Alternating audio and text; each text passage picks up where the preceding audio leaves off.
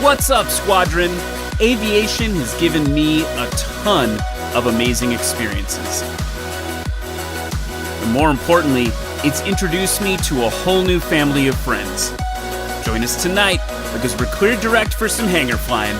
I'm Ryan Dembroski, and this is SuperAero Live.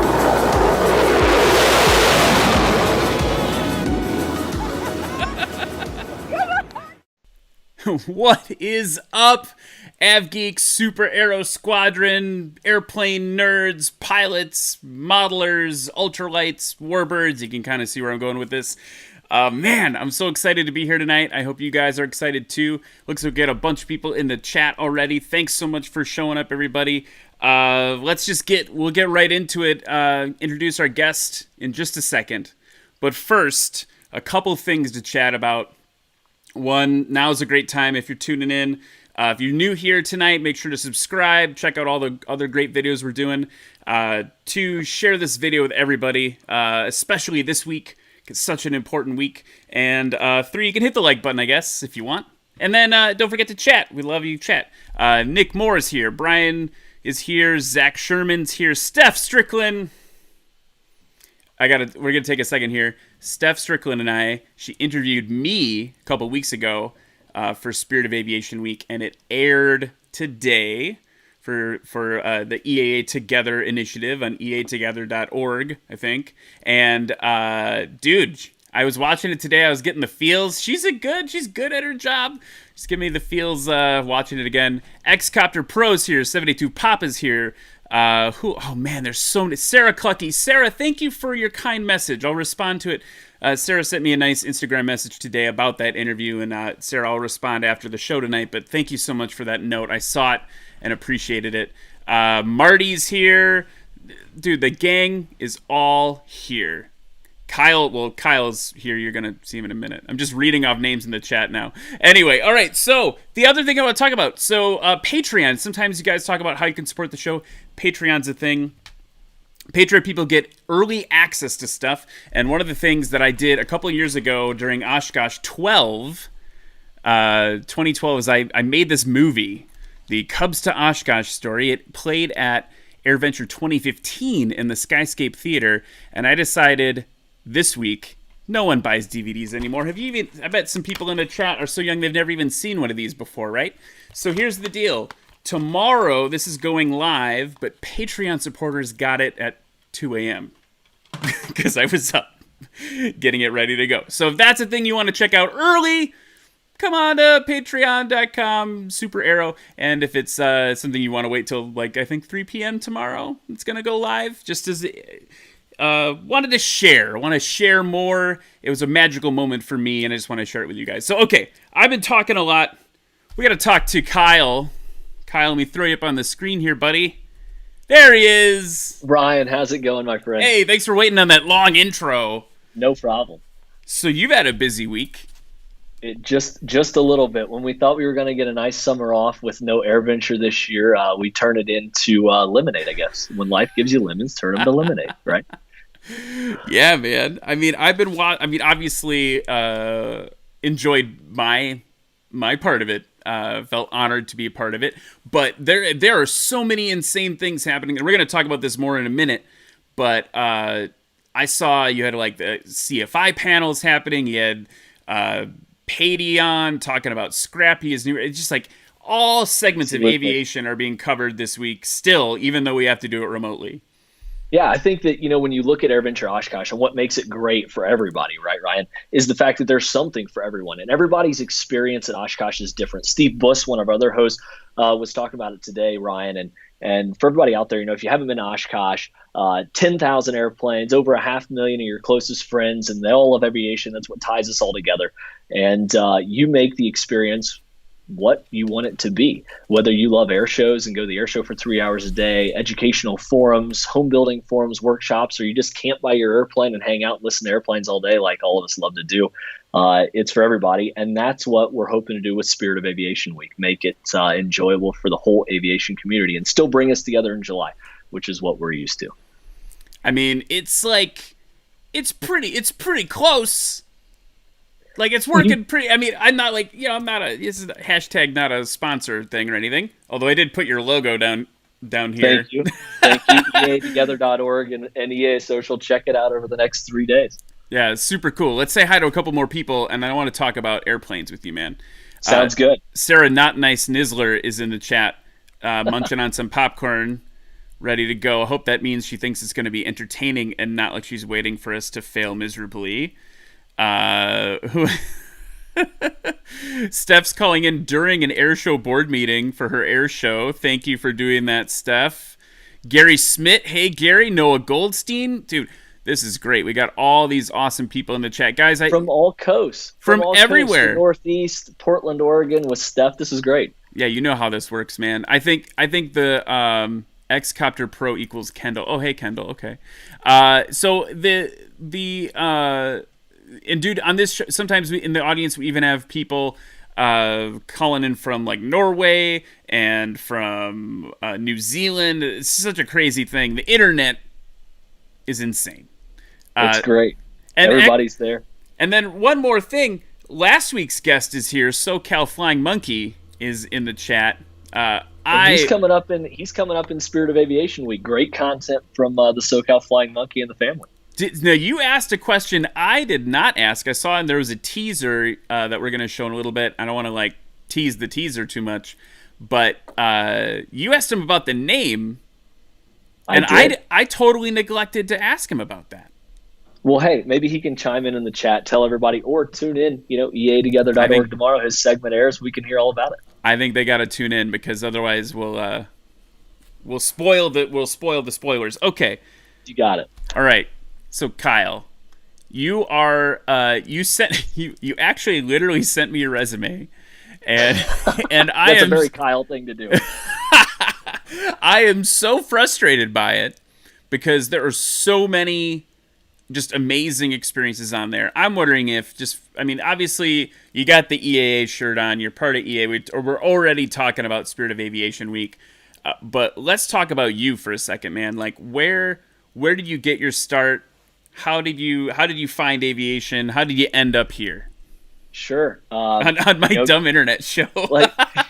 Well, hey, this is a great show, and keep up the great work. I think, my aviation journey, we all have one. It started pretty much from birth. My father, a private pilot, always owned airplanes. My mom and dad are watching tonight. Thanks for everything you've done for me. My mother also managed a corporate airplane as I was growing up too. So if I wasn't going to the airport with my dad, I was probably riding in the corporate airplane that my mom was managing at the time. And I've always been ate up and infatuated by airplanes. All airplanes. I think that's one thing that I really pride in.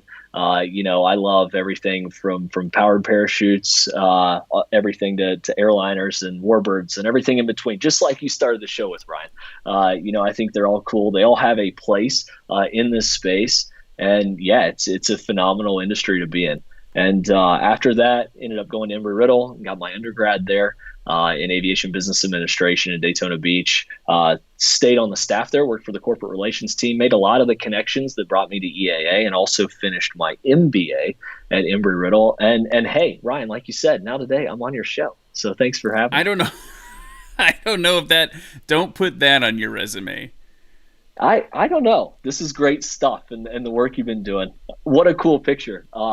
AirVenture 1999, myself and Paul Poberesny, the EA founder, remember that moment actually really well. So pretty cool to been to Oshkosh every year since 1998. Obviously this year we're missing one, but next year will be hopefully the best one yet. And my second year at Oshkosh, we had that picture taken. So pretty close to my heart. That is awesome. And I don't have anything like that, but I think my first year I went to Oshkosh was 2009, and good old Red One pulled up next to me, and Paul was in there, and he said, "Hey, you need a lift?" And I was just starstruck, so I was like, "I'm good." But I thought, how amazing was that? Like he was such a warm guy. I got to interrupt our conversation because something popped in the chat that everybody needs to pay attention to. Vincent Carbonara says, back listening now to SuperAero since I now passed my private check ride. That is awesome, Vincent. Congrats. It's a huge day. Dude, let's put the brakes on the whole thing. Vincent, rad, buddy. Tremendous. That's amazing. Good job. All right, sorry, let's continue. So we were looking at some of these pictures, because some of this is what you were just talking about. There's you with Paul. Amazing. Absolutely. And then this is like you still looking pretty young there, buddy. Yeah, so that's 2014. I did a Delta Airlines internship while I was still an undergrad at Riddle. And one of the opportunities, got a great opportunity at Delta Airlines. For all you young folks out there, it's a tremendous internship. And since I was a pilot, I got checked out in the Airbus and the Boeing sims. And that's me and another intern, Jeff, who's now flying at Delta, 6 years later. And he's in the right seat at Delta Airlines after we both got out of college. But yeah, it's me flying a 767 sim. And what a fun summer that was. It was an awesome summer. Got to travel around the world and fly the simulators. It was great. It was cool. That's super cool. I kind of can't. Like I said, I read your resume. Oh, we're gonna talk about this picture. I'm still frustrated. We're gonna talk about this picture later. So, like, I read. Sure. I just think it's so insane. So, tell me about like you basically like hit aviation hard, right? Like, what happens? Is there an inciting moment that brings you? I guess I wanted to say brings you home to EAA, but is there like? Sure. What was that decision like? I think, to kind of give some of my backstory, I mean, as a kid, I think a lot of us, though, not even as a kid, as adults, we all look at the week of Oshkosh, and let's just call it Oshkosh. It is what it is. And for all intents and purposes, and you look at it and say, that's just the most incredible thing that happens, right? Like I said earlier, it's truly like a family gathering, 500,000 of your closest friends, 10,000 airplanes. There's something there for everybody from sun up to sundown. It's just, it's phenomenal. And when I got an opportunity in 2017 to join the staff in industry relations, it was a role that I had at Embry-Riddle previously, and I kind of transitioned directly into the same kind of job at EAA. It's afforded me so many cool opportunities. And you're right, Ryan, it was almost like a homecoming, moving to Oshkosh, a place that we all, longed for all year long until July. And unfortunately, we can't all be there this week, but it's still pretty awesome to go to work every day. Now we're back in the office. It's pretty cool to walk in the building under, the formation of the 3 Christian Eagles from the Eagles aerobatic team. What a long history with EAA. And yeah, I mean, it's really cool to be a part of. I think you're also hitting on just like there's something that those of us that live within – I was going to say flying distance, but live within like driving distance. But you should fly. Don't fly. Drive the hour, Ryan. Get in the airplane and come up. No, I mean, I fly from Milwaukee to Oshkosh all the time to go to the museum and stuff, or I did. But hey, by the way, everyone, the plane is technically back up. I'm just letting other people run off the infant mortality hours. But I think there's a certain. And this is actually for folks like next year, 2021, when you're at the show, like hit the museum up if you've never done it, because there's so much history. It's also, I've got a friend who's like works in museums, and she talks about how it's like actually really well done, right? Like it's not just like a bunch of airplanes in a building. Like it's really thoughtfully done, kind of incredibly done. And, like you said, like walking in, and you're like poof, under aviation history.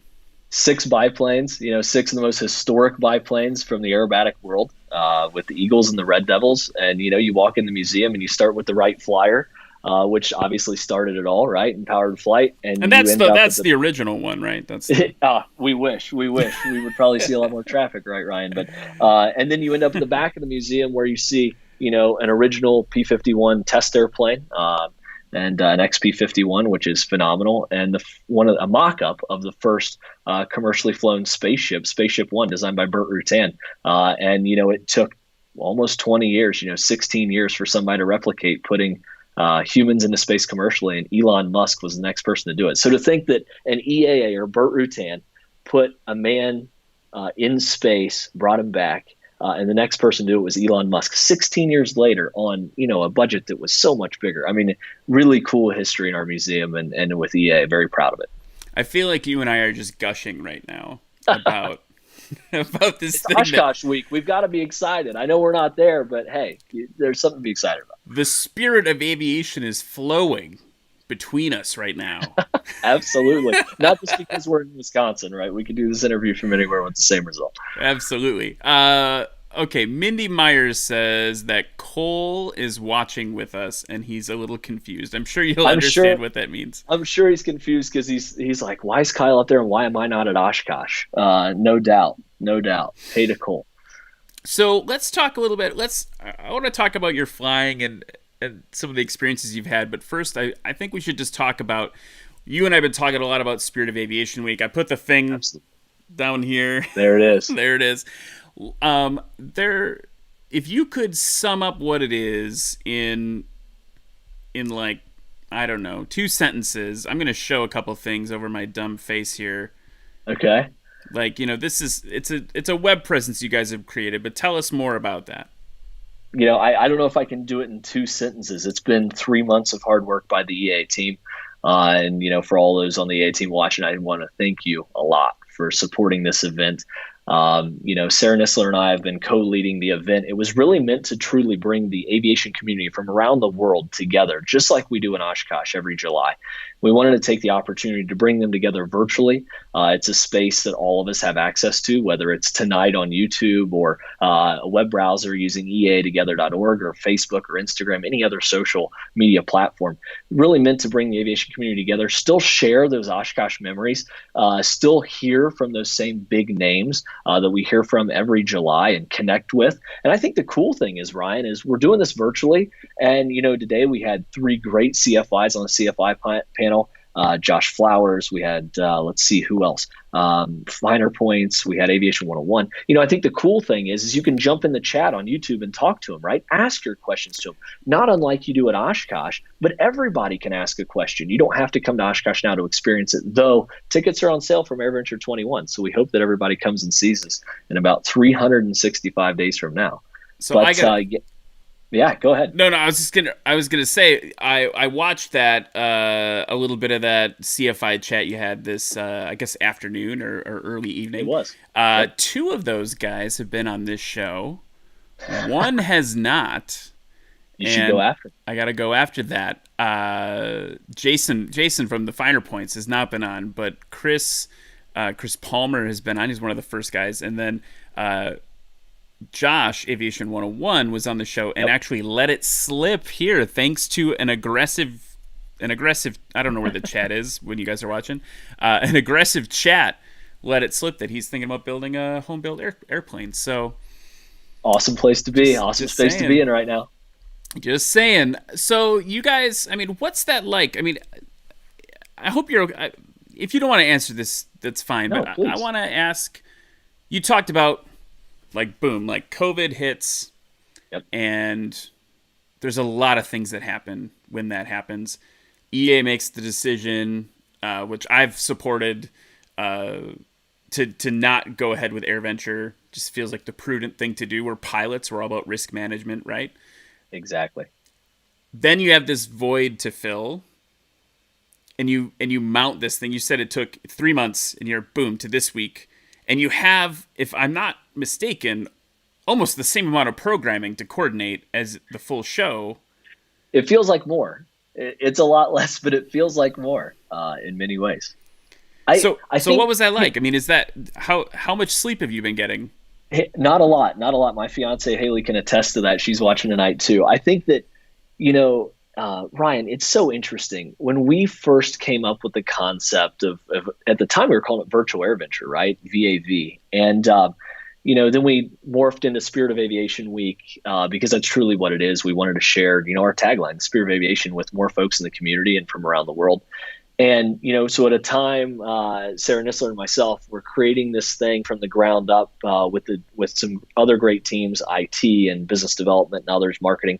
We're kind of working on this thing. And how do you bring Oshkosh to the people? Oshkosh, you can never replace it, right? It's a visceral experience. It's, if you're camping, you hear P-51s taking off at 7 a.m. and you hear that sound and you feel it. And, it's a visceral experience. And I think that we wanted to try as hard as we could to bring a wonderful experience to the people where they can still get great educational content, whether you're a pilot, you're wanting to learn to fly, you're wanting to build an airplane. As you talked about earlier, it's a great time to build an airplane. Never been easier, and the airplanes have never been any more technologically advanced. We wanted to bring them the big names. How cool is it that we could still bring in Boss Popeye Doyle from the Blue Angels 2018 and 2019 seasons. Steph Strickland brought in 2 current Thunderbirds pilots. You can hear from them tomorrow in an Instagram takeover. We went live to the International Space Station with NASA and talked to Bob and Doug that just launched on the SpaceX rocket just a few weeks ago.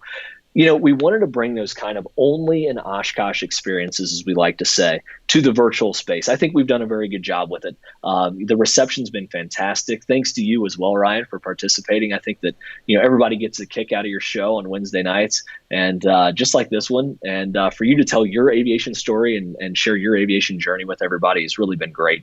And that's what it's really all about. It's just sharing the spirit of aviation. And it's been a lot of fun to put together. A lot of hard work, but it's been worth it. So I just like to point out for everybody that I was just mentioned in kind of the same breath as people that have just been to outer space. Pretty cool, but it's true. I think that everybody's aviation journey, there's something to learn from everybody's aviation journey. You don't have to launch on a SpaceX rocket to do it, right? Whether it's, you beat up the pattern in a 172 and go fly on the weekends for fun once a month, or you do it professionally, maybe in the military, maybe at the commercial level, or go into space. We all have and share the love of one thing, and that's aviation. So absolutely, you're mentioned with them because we're all alike in a specific way. Well, I'm going to try to divert because I'm blushing, but I think the Eric Farewell, Aviator PPG, which is like a totally different other side of aviation, that he was on the show. And he said something that really resonated with me. He was talking about no matter how we participate in aviation, we're all participating in something superhuman. Yep. And I had never thought of it like that before. And how many other things, Ryan, get people to walk outside their house, or to, when they're walking outside, to look up in the sky and say, whoa, what is that? What's going on? It could be a 172 or a Piper Cub or an RV-8 in the experimental world, or it can be, in Florida, you're lucky enough to see SpaceX rockets launch every couple months, which is amazing in itself. But aviation, Eric's exactly right. I mean, it is kind of superhuman, and I think that's why everybody has such a mysterious drawl to it, right? We maybe kind of understand it, or we really understand it, but kind of that mystery that surrounds it brings us all to it. I totally agree. So I want to talk about your superhuman experiences, but first, before we move off of, I got to talk to you about one of them. You were telling me about in the pre-show here, but sure. let's just show. I want to show people. 72 Papa says my glasses are fogging up too. Is it? Are they? This is a thing that happens every week. It didn't happen with SoCal. I don't know. 28 minutes in, maybe they're just dirty. All right. Anyway, that's not what I wanted to pause for. I wanted to show folks just real quick. You sent me kind of a montage of what people can expect with some of these remote interviews. Absolutely. And I think just for folks who are maybe haven't participated yet, it would be cool to share that. So let's roll that, and then we can talk about airplanes some more.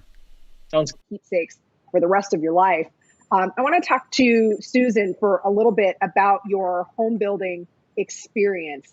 Last year in 2019, EAA sort of commemorated, I think it was the 90th anniversary of the Pete and Pole. And this was a plane. It was my dad's idea. We come from a model airplane building family to begin. And then just keep as a building block approach, advancing forward into the advanced maneuvering profile. How did that name come about? I'm not totally sure how the name came about. I've always Anders, if you'd like to just talk about your involvement in aviation and how you got started. Sure. Well, it all started as a kid, I guess. Probably form, which we'll see how that goes.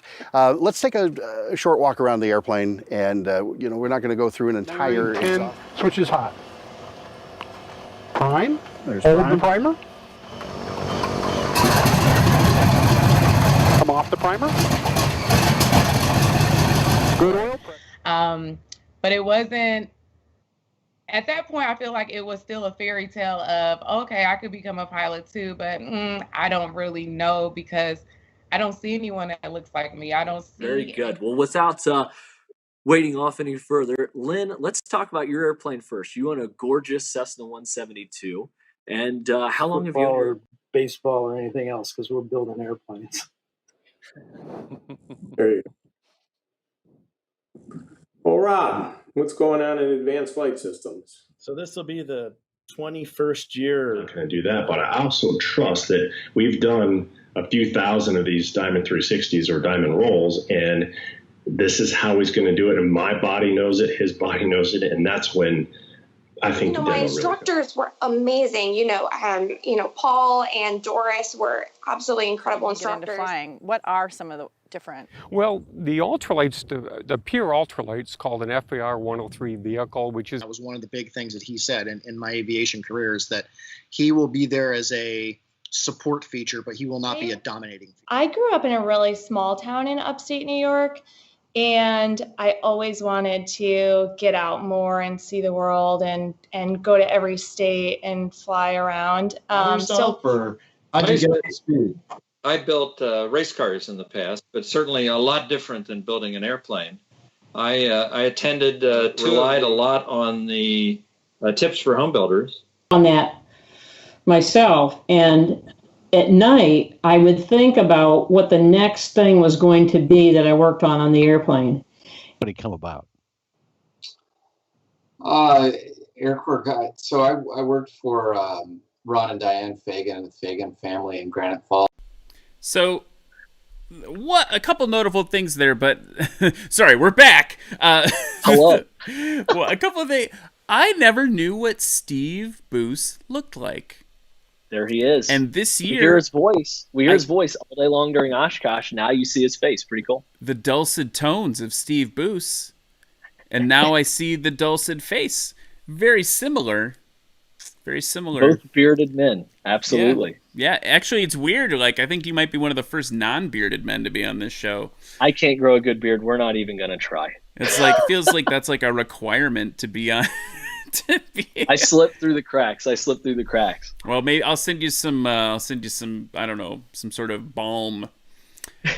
Things got kind of strange. Okay, so let's talk about the flying that you've done. Sure. And I'm just gonna show some. You sent some photos over. Sure. When you were introduced to me, I think Sarah said Kyle will be great. He's very well spoken. Also, he's flown everything. It's a stretch, but so the owner of that airplane's in the chat, actually. Really? So tell us about this. What? Cool story about that airplane. It's a 1940s Fleet 16. It was at the Canadian tent last year at Oshkosh. It actually won a Lindy. And Ryan Harder and his family, his father, restored the airplane down in Indiana. And our good friends, the Gibbons, now own it down just northeast of Indianapolis. And they're the caretakers of the Warbird now. And brought it to Oshkosh. And that photo was taken like a year ago right now, Ryan, right after AirVenture ended and ended up in Vintage Airplane magazine. So it's a good time. Like what? Yeah, awesome. It's a fun airplane. I mean, it's different than anything I've ever flown. The 5-cylinder Kenner, they kind of have a reputation, but it sounds like no other radial. The airplane really flies like no other airplane I've flown. The big gear, big oleo strut gear, and lands a little different. Direct steering tail wheel. The mixture actually is backwards in the airplane, and the throttle will not let you go to idle cutoff unless you bring the throttle forward. So in flight, you're not going to do it right. You're not going to kill it in the pattern or something. So it has some really cool intricacies, and they all do, right? That's the beauty of flying airplanes. They're all different, and this one's no different than the rest. So it is different than the rest in many ways, but it's no different in others. So nothing like a open cockpit biplane. Absolutely. You're right. Like especially on a good summer night. Not in the winter up here, I can tell you that. I mean, if you're brave enough. Exactly. I don't know if I put these in the right order, but this here. So fans of SuperAero might remember that aircraft is probably still got a lot of my sweat in it. Awesome. Tell me more about this aircraft, for those who don't know.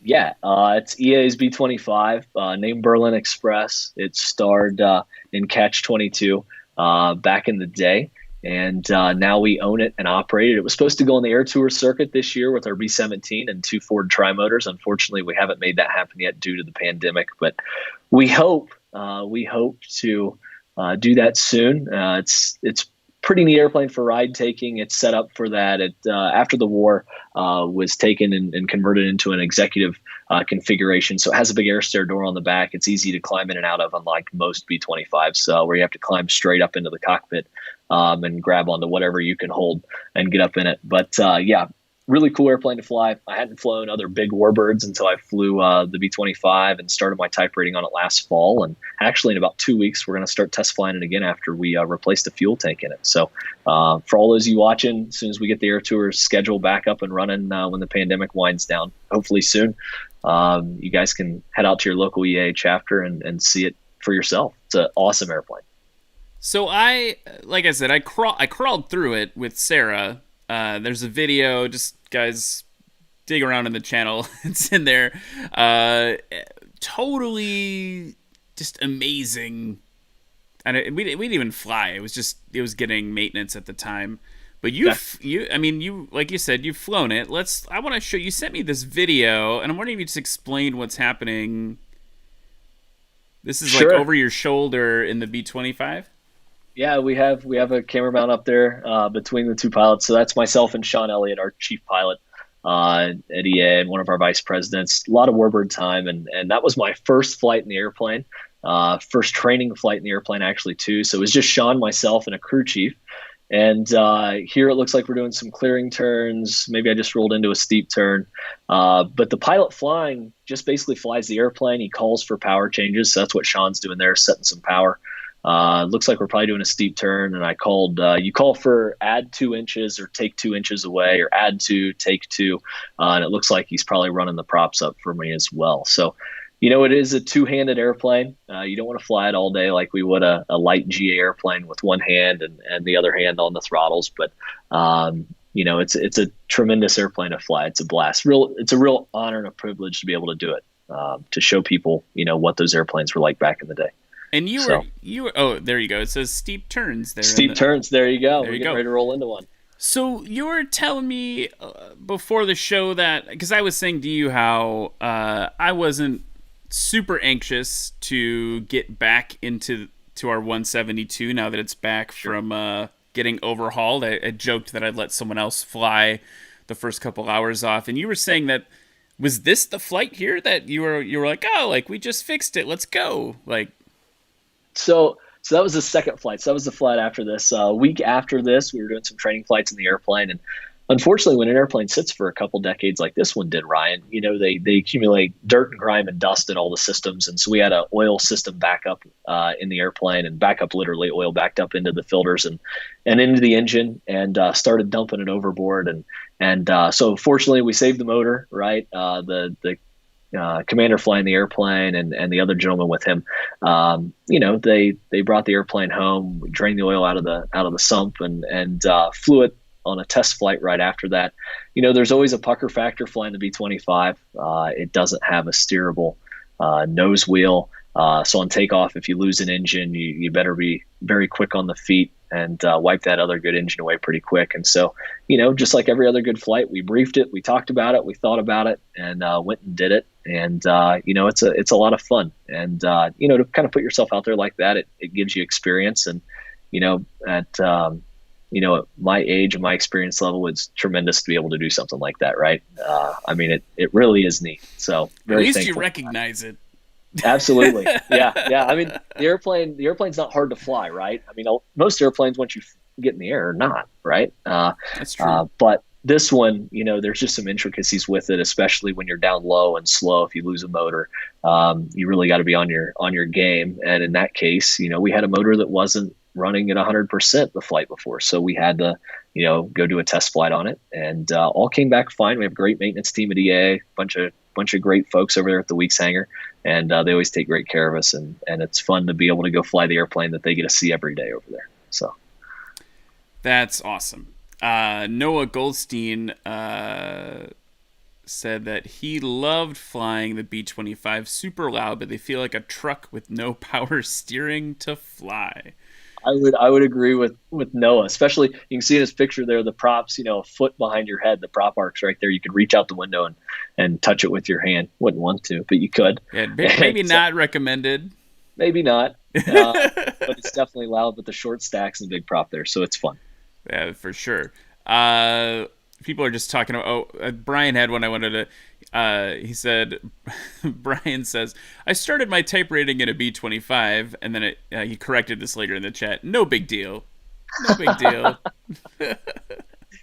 Haven't gotten it done yet, and when that's on the certificate, that's going to be an awesome day. It's going to be a fun day. That's super cool. Well, if you need anyone else to get a type rating, I mean, I don't know. Call Hey, you know where to come. You know where to come, an hour north, Oshkosh. So, okay, let's talk about, so that's just, we're kind of hitting the tip of the iceberg right now in terms of what you've flown. I don't know. I don't even know what airplane this is, but you sent it in the stack of photos, so I'm assuming it's important and or cool. It is. It's a very special airplane to me. When I was back in college, I bought that 1955 Piper Apache with the gentleman that taught me how to fly owns the local airport at home, Steve Reese, and my father, and got a couple hundred hours in it. Took rides for all my friends, built a bunch of multi-time in it. That's what Apaches are great for. They're like a big flying Packard, right? You have a ton of room in them. And what's cool is I get to fly the EA Aztec now. We have an Aztec that we use for corporate travel, and it's just a 6-seat Apache in many ways. And I absolutely love that airplane. That's as far as a classic twin, love the Apache. A lot of people don't, but it's got a special place in my heart for sure. I think they look cool. I love that they, like this model still has like the traditional, like kind of like Piper. It does. Triangle-y thing and the tail feathers, and just like Tri-Pacers have and Apaches have, they all had that. Some Super Cubs had it too. Yeah, that's a very, very Piper design. For sure. Okay, so you're not flying one of these though. So I'm not, but I have to tell you, Matt Chapman, that's flying the extra, one of my best friends in the world, he's watching tonight too. So shout out to Matt. He sent me a text. He must not be a YouTube guy, right? And he said, do you enjoy aerobatics? And there's a long story behind that, but yeah, that's from AirVenture 2017. Glenn Watson got to do a photo flight with Matt. And at the time, Frank Walleye Weiser and Tyler Feedback Davies, who were both the 5 and 6 Blue Angel pilots. And that's actually, I got my job offer from EA right after that. So went to Oshkosh in 17, working for Embry-Riddle and managing Matt's program. And Matt got to go do that flight. And then a couple weeks later, I moved to Oshkosh. So it's a pretty special picture to me. It's my computer background. And that was a really cool day. So. That seems like a totally mediocre day. I don't know what you're talking about. Well, and everybody got to enjoy it from the ground, just like I did. But I just reaped the benefits of having the pictures. That's all. That's so cool. Is this your current? Yeah. So it's a 1971 Mooney M20E. It's got a weird tail on it because a 1971 Aerostar actually was merged with Mooney, and the Aerostar company only was merged with Mooney for about a year. The same Aerostar that built the big fast twin, so they put that different tail on it. It's called a button hook tail. I kind of think of it as a Cobra with that little appendage on the top. But bought it a few years ago, and it's a fast economic airplane. That's what Moonies were built for, and that's what I love it for. And it's kind of the chariot in the fleet right now. So very proud of that airplane. I mean, that's a good looking airplane. It is. It's fast and efficient, and they look good. So what's not to like, right? It's got to be something. It doesn't have enough avionics. I don't know, something. We can all find something wrong with everyone. So there's one last photo you sent me, and I just think this is such a cool photo. Why we're all here today. I've never looked at AirVenture from this perspective, weirdly enough, and just whoa. Yeah, I think that was taken either last year or the year before out of the open door of our Cessna 210 at EAA. I actually grabbed that off of our big photo repository, and it kind of just shows what AirVenture is, right? You can see it from space. 50,000 people in a campground and 500,000 people wandering around with their best friends and their favorite airplanes, and it's all shown right in that picture. So yeah, pretty cool. So when Sarah said you've flown everything, I'm wondering, those are the photos you sent me, but like, what else is on the list? Are you going to be like, I did a little taxi test in the space shuttle, like? Oh, no, absolutely not. Absolutely not. I don't know. I mean, probably the most bizarre plane I've flown is a Piaggio P180, the Avani, so big pusher turboprop, very cool, rare. You use the photo of me in an air cam for the kind of cover photo, the thumbnail photo on YouTube tonight. That was a very cool experience, being out there in the wind and doing that. But I think my heart really lies with all the vintage stuff, right? One of the guys in the chat owns a UPF-7 Waco, and I think that was probably one of the best flying airplanes I've ever flown. Probably get a lot of crap for saying that in front of the Stearman crowd on tonight, but yeah, the Waco is definitely awesome. Hope to fly that again soon. No, just a huge sucker for the vintage airplanes, and there's a statement right now going around in vintage that it's where the fun and affordable airplanes are. It's where the fun is, and it's absolutely right. So, very happy to be able to fly those airplanes.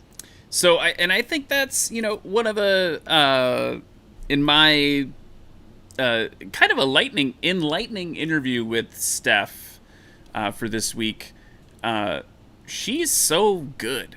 She totally totally realized she's a pro. She's a pro. That's her game. The interviews are great. But the thing that occurred to me is she kind of helped me hone in on like what I'm trying to do, right? And I think getting like accessible, like aviation to be accessible for everyone feels like I'm finding more and more. I just keep talking about that. I keep having that passion. And vintage, I mean, obviously it's near and dear to me with stuff like this, right? Like J3s in a field or whatever. But can't beat it. You can get like, I mean, my neighbor next door is she's a trauma nurse and she's a hero, but she's got like a vintage, Corvette in the garage, and I think about like what she spent restoring that and getting that. And I'm like, man, you could have a lot of airplanes, maybe. You can. I mean, I bought a Cessna 140 a couple years ago, 140A. You can't do this every day, but bought it for $8,000. We put a few thousand more dollars in it.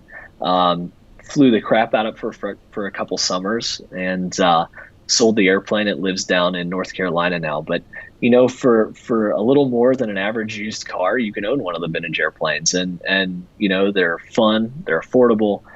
Insurance rates are cheap on them. They're not expensive to maintain or operate. And they're the coolest airplanes to pull out on a warm July summer evening and go fly in Wisconsin or anywhere else. And, everybody's drawn to them when you show up at a local airport to get gas on your way somewhere. And, they're not the most expensive airplanes ever, which is awesome. Right. So yeah, you're definitely right. Everybody should take a look at them. I don't know. I think it's a way to participate that people aren't necessarily thinking about. So yeah, the other thing that occurred to me is you said you're talking about the Waco. I've definitely been upside down. Oh, I said that really strangely. I've definitely been upside down in a Waco, and that's a little wacky because there's nothing up there. Nothing up there. That's why I have the seatbelts, though. That's why I have the seatbelts. Yes, that is important to have on when you're going upside down.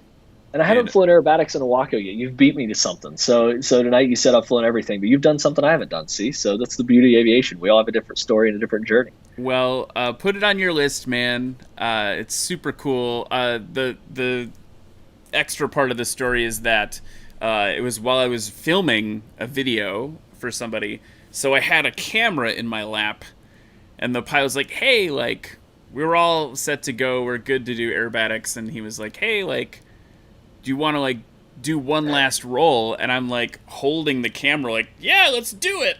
Like, I don't know. That probably broke a rule. I should file a NASA report. But it was fun, wasn't it? I mean, it was blast, super fun. Right? No, it's a great story to tell. Exactly. And I think, inherently in training, we're taught that, I think for me, I'm not opposed to aerobatics. I like doing a loop and a roll every once in a while.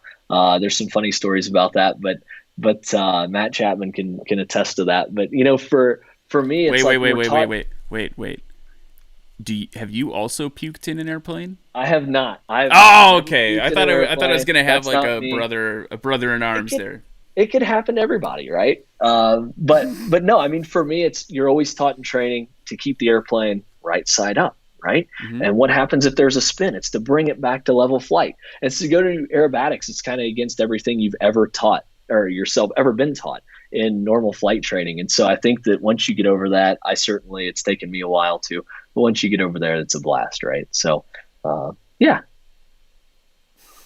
Okay, Steph is asking for funny stories. She's saying, what are the funny stories? Tell them.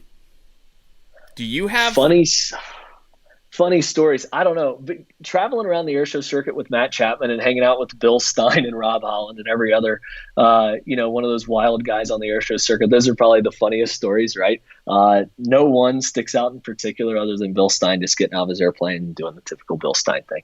But no, I don't know. A lot of funny stories. A lot of things have happened, but nothing really sticks out in my mind that can be shared tonight. How about that? Oh, there you go. Nothing crazy about that. I don't want to allude to something, but okay. But yeah. No, that's fine. Marty says next week on. Whoop, that's the wrong one.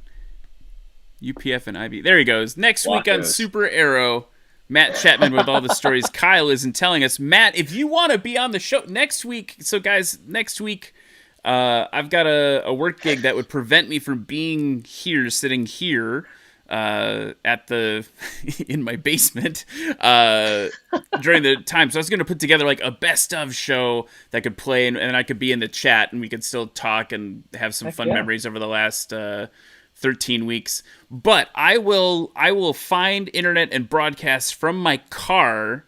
If Matt Chapman, if you want to come on the show and talk, we'll have airplanes, to twist his arm. We'll have to twist his arm. And Kyle, we can just, and you don't even have to talk about yourself, Matt. We could just talk about Kyle the whole time.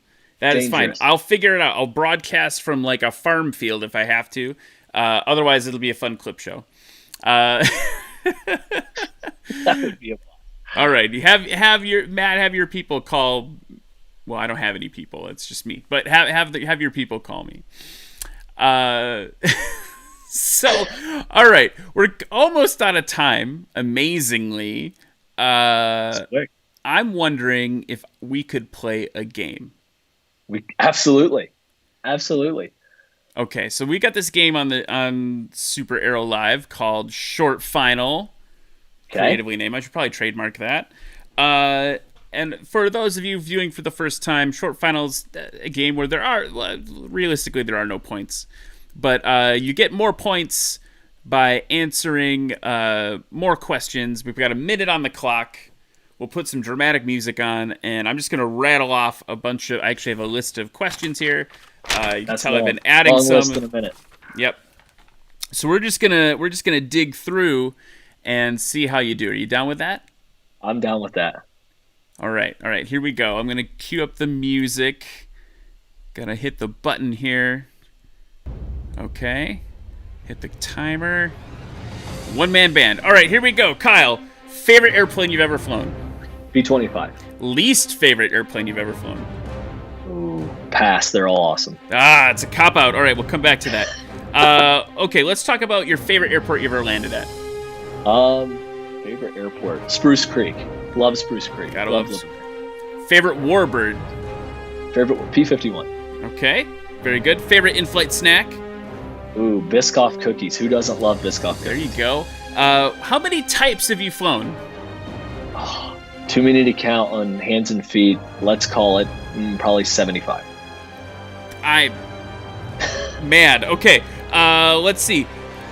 Tail dragger or nose dragger? Tail dragger. Okay, cool. Man, okay? What color should all airplanes be? 2, white and blue. White or polished? Polished. If it's polished. A Mustang, there you go. Polished. Okay, let's come back to this. So you did pretty good. I think everyone says you did pretty good. Steph said you like old man snacks. sick burn The stuff. official snack of Delta Airlines. You know? It's a Everyone good knows snack. mine is Thin Mints. Yep. So let's talk about, no, you can't cop out of it. All airplanes are good. Like, what's the worst airplane you've ever flown? It was a particular airplane. How about we go down that path? Because I do think all airplanes are fun in some way, shape, or form. Here's right? the thing: like, getting up in the air is getting up in the air. The worst airplane. I'll say And mine there's too. nobody- You can there's see nobody- yours, and okay, I'll say what's mine. yours? No, What's you go yours? first, and then I'll. I flew a 172 once, and while I was in IMC shooting an ILS, I had a dual nav failure. And I think that, had to go missed, and obviously we didn't lose the 6-pack, but we lost the 2 navs, and actually came back around the airport, went VFR. It was in Daytona Beach. So, but it was a flight school 172. And, I think the point is in that story is like, yeah, it sounds kind of wild, but, in training and, after training, you just make it happen. But yeah, that 172 is probably my least favorite airplane. But I love 172, so it's not like, I hate all 172s, but that particular one. That's fair. I mean, mine, and I've said it on the show before. The Cherokee 140 I did my private pilot training in was an absolute dog, and I need to fly in another Piper Cherokee because right now that's all. That one aircraft is all I can think of with like a Cherokee, Sure. and I'm just like, I mean, I have a lot of good memories in that airplane. Went to some cool places, did some cool things, but it smelled like a stack of magazines, like a stack of like magazines from the 70s. Yeah, but old airplane smells, I mean, they only are in old airplanes. That's kind of cool, right? It is kind of cool, but it wasn't like you get into a J3 and you can smell like the history. It's like that's probably true. That's probably true. You're right. You're right. That's a good point. I love how diplomatic you're playing this. You're like, I work for EAA. Like every airplane is good. Called me out. You called me out. Every airplane is good. Well, we have to get everybody to show up at AirVenture next year, right? I mean, it's going to be a huge year. We can't offend, certain owners. My fiance owns a Champ. I said I wouldn't bring up a Champ tonight. We're not going to bring up Champs. Cubs are better, but we're not going to bring up Champs. I mean, I've always wanted to. I think Champs look great. I don't know. They look fun. SoCal Flying Monkey says you can fly my Cherokee 6 when you come to California, right? See, that's what you're worried about. You wouldn't commit to one. I committed to one, and now I've offended a recent guest of this show, and he's he's already been a guest and he still tunes in, so you're good. Yeah, no, well, for now, we may not tune in next week. Okay, so should we? I'm wondering, do you want to go out on a bang? Because you sent me kind of a cool thing. Okay. Cool thing about next year. Should we show that before we wrap up for the night? We can. Absolutely.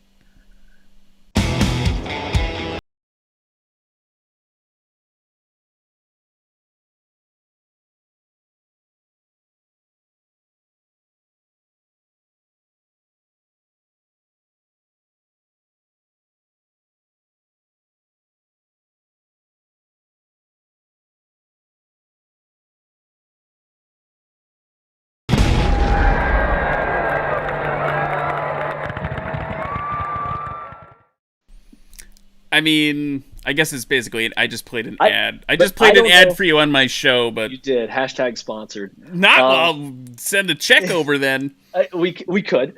I hope that we didn't break everybody's heart sitting at home tonight, right? Because I think that we all wish we were in Oshkosh tonight. Hey, it's 9:29 Central. We'd probably all be halfway, sitting on the flight line watching fireworks or at least the end of the night air show, and that's pretty heartbreaking at this point in time. So, but. Awesome ad. Tickets are on sale, guys. Go get yours. Great time. Well, I will obviously be there because I can practically walk there, but I'm looking forward to it. And wait, Waukesha Pilot's asking me for my email address. I'm not going to give that over the internet. Buddy. You can message on YouTube, right? Yeah, I don't know. You gotta qualify that, buddy. Sorry. The other thing that's happening in the chat, I'll just since I've totally derailed myself, is people are now arguing about which Champ or J3. They're also arguing about people getting digs at me about puking. The plane didn't smell like vomit. Fair enough. This one actually is. Where did I see it? Oh no. Oh, here we go. Viper one day, Viper twice. He said it so. It's a bad joke I was trying to make. I was in a Luscombe that smelled like mouse crap and fertilizer. Still enjoyed the airplane, though, and that is true. If it flies, it flies. And it has a tail wheel, right? And like I said, tail wheels are better. So there you have it. Can't get around that. All right. I think that might be it for the night. Kyle, man, this was awesome. Thank you for coming on the show. Thank you. Yeah, absolutely. No, thanks for having me. We appreciate it. I hope that once everything kind of calms down, you and I can actually meet in person. It'd be good to hang out. Absolutely. Go flying. Yes, we need to go flying together. I would love to, just any of those random, very rare and interesting airplanes. If you ever want to stop at Tillman, I'd be happy to. And I hear there's a good videographer in Milwaukee that may be looking to shoot some stuff. So we might have to make that happen, right? Yeah, it's not me, but I know a few. There you go. Well, Ryan, thanks so much for having me on. We appreciate it. And thanks for what you've done for aviation. The show's great. Well, it's a small amount, but I appreciate it. Thank you very much. And, no problem. Dude, thanks for being on the show. And everyone else, sorry, I felt rude. I kind of cut you off. Go ahead. You're saying absolutely. All right. Thanks, everybody. All right. Everybody, thanks so much for watching. I hope, we joked before about the spirit of aviation like being within you this week, but I hope that actually is. I've been having some feels this week. I've been missing my friends. I was texting with Chris Palmer today about how I missed him, and just all you guys that we would normally see each other right now. It's hard to be away, but I'm excited for next year, and I just hope that you're getting something out of all this stuff that EA is doing. I know I am, and next week we'll have a cool little show. It'll either be some stuff from previous past, or Matt Chapman's going to be on. Maybe we just committed him. We don't know. We'll figure it out. So thanks so much for watching, everybody. Hit the subscribe, hit the like, all that jazz. We will catch you next week on SuperAero Live.